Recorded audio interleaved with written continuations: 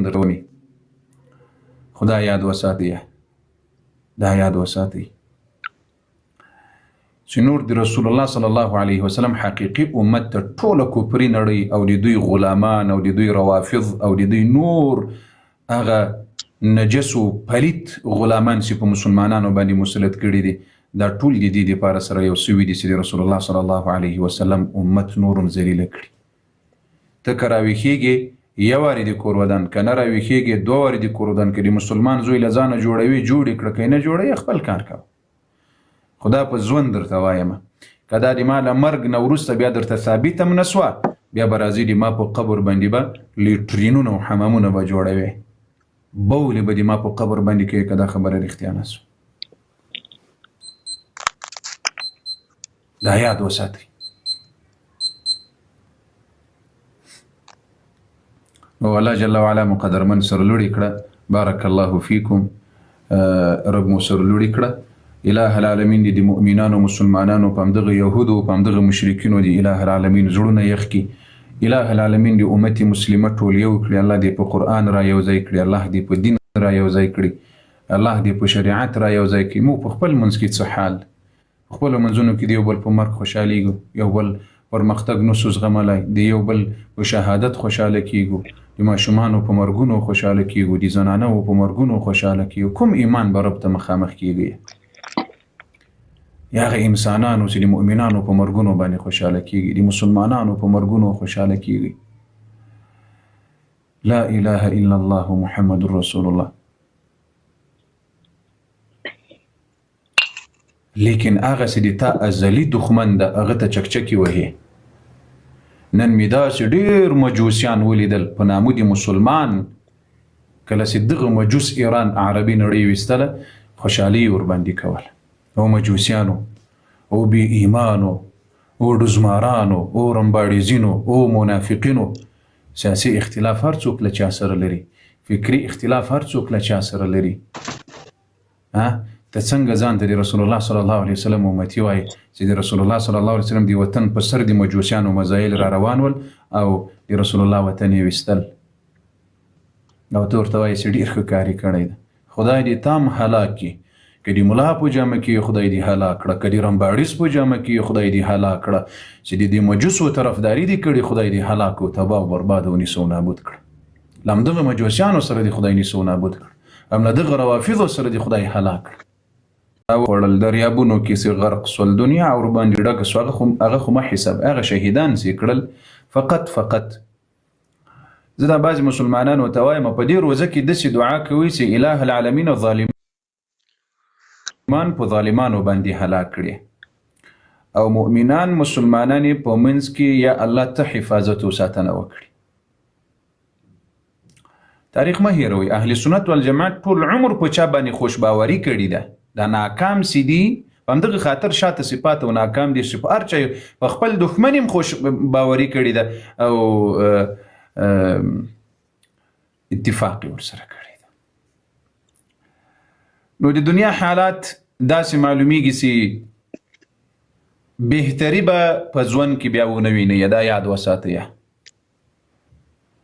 بهتري به په ژوند کې رانیسي په نړۍ کې دا فسادونه به پسې زیاتیږي دا جګړې به پسې زیاتیږي.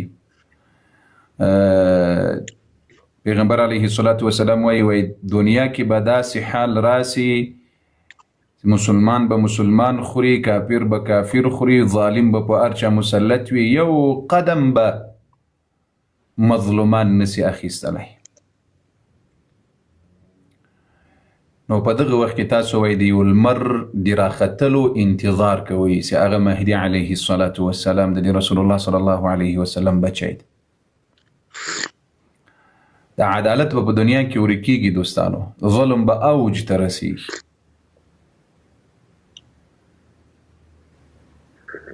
که تاسو خیال کړی وي ډېر علما نو دغه بعضې نښې چې په علماو راوړي دي د قیامت نه مخکې چې کومې نښې راوړي دي او وړې نښې چې دي دا ټولې موجودې دي. نښې نښانې یعنی تقریبا په سلو کې وړې نښې دا 98 په سلو کې دا موجودې دي دا نن زمانه کې 2% پاته دي. څو 2% پاتې دي. دا 2% چې بس نو هر وخت د الله جل وعلا اراده سوله دا 2% نور هم د قیامت وړې نښې پسې راپرسولې نو د قیامت دغه لوی نښه راښکاره سي چې هغه مهدي علیه السلام ده. الله به یې پیدا کړي، الله جل وعلا به دی رالوی کړي او الله جل وعلا به دی د مسلمانانو خلیفه جوړ کړي. نو د ټولو مؤمنانو مسلمانانو ته وایم ګورې دوستانو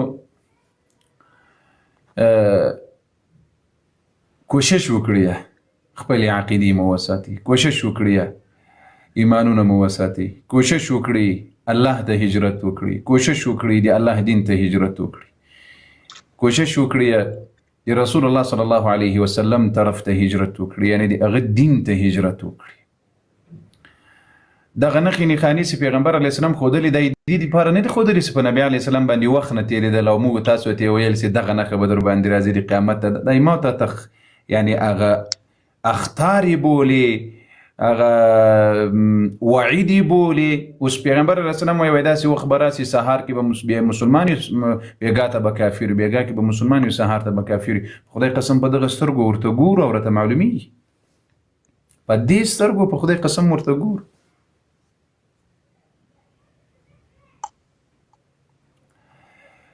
دغه نښې او نښانې چې پیغمبر علیه الصلاة وسلام موږ تاسو ته ښودلې دي دا یې د دې دپاره ښودلې دي چې د خپل آخرت په فکر کې چې ګوري یو بل حدیث درته وایم. پیغمبر علیه الصلاة وسلام فرمایي وایي العبادة فی الهرج كهجرة الی او کما قال النبي صلی الله علیه وسلم. د قتل او د قتال په وخت کې د جنګونو په وخت کې په خپل ایمان او عقیده باندې منګولې ټینګې لګول دې نقطې ته اوس دلته متوجه سي.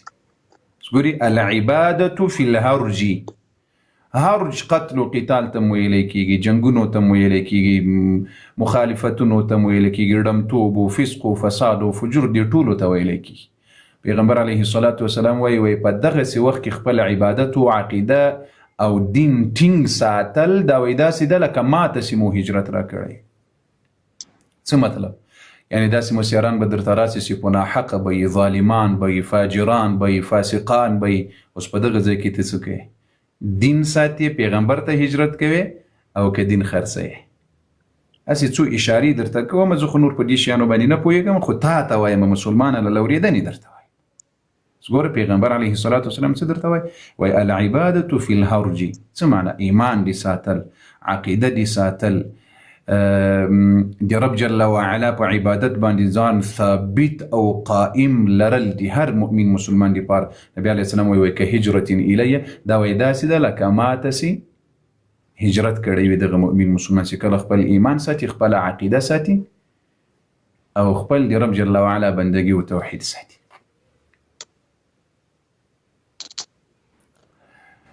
اوس دغه شیانو چې موږ تاسو محمد رسول الله صلی الله علیه وسلم خبر کړي ګوري که تاسو د دنیا د کفري نړۍ حالات وګوري او یا د کفري نړۍ د ملګرو حال وګوري دا ټول چل اسلام ته جوړ دی. ما دا یو خبر در سره یاد وساتئ په الله قسم اهل سنت والجماعت ته جوړ ده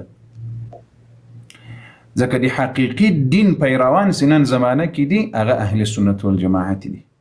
دا په ډېرو خلقو به دا خبره څوک په یو سیاست پسې تړي څوک په بل سیاست پسې تړي څوک په یو سیاست پسې څوک په بل سیاست پسې.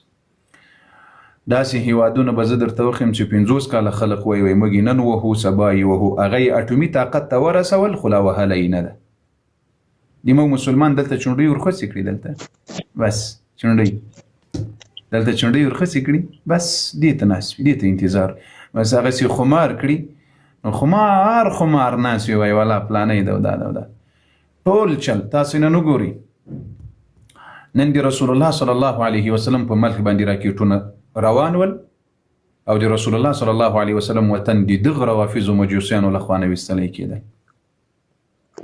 نه د الله له کعبې حیا وکړه د مجوسیانو د مشرکینو، نه د رسول الله صلی الله علیه وسلم له وطن نه حیا وکړه، نه د محمد رسول الله صلی الله علیه وسلم له روضې نه حیا وکړله. دا که هر څومره دغه خلق یا ملامت دي یا سلامت دي په هر څنګه چې دي عرب لیکن دوی خو ځان ته وایي موږ اهل بیت یو د دې تا راکېټونه چې د رسول الله د قبر په سر باندې را روان ول شرمېدل او ذلیل او اله العالمین مو هلاک کړه. همدغه اسرائیل دی الله په تاسې هلاک کړي او تاسې دی الله په دوی باندې هلاک کړي. ټول مؤمنان امین ووایسه یا رب العالمین. موږ ته خو رب داسې زړونه راکړي دي د ما هغه ماشومان نه هېرېږي چې په 2014 کال کې به همدغه ایرانیانو ورته ویل وایست لا اله الا بشار الاسد، دا کلمه به مو ورته ویله او په خلو کې به مو ټکان ورته کول، ژوندي مو تر خاورو لاندې کړل، د شیو مسیرانو ته مو سجدي ورباندې لګولې. الله اکبر. هغه وخت د موږ نه هېرېږي. دغه د موږ مسلمانان خو دلته چې نسوار مخکې مې درته ویل د دوی به هېر وي لیکن د موږ خو نه هېرېږي. هغه د ماشومانو سلګیو ټوټې ټوټې وجودونه مو نه هېرېږي چې په خوند به مو وزل نښې مو ورباندې زده کولې د توپکانو په دې سوریه کې، په دې عراق کې، په دې یمن کې، په دې یو ځای بل ځای بل ځای کې. هغه د موږ نه هېرېږي. نو اله العالمین د تاسو په خپل منځ کې ای ظالمانو له یهودو سره تباه او برباد کړي. اله العالمین د یهود په تاسې تباه کړي او تاسې د الله په یهود باندې تباه کړي. او اله العالمین د ټولو مؤمنانو مسلمانانو حفاظت د تاسو په منځ کې وکړي.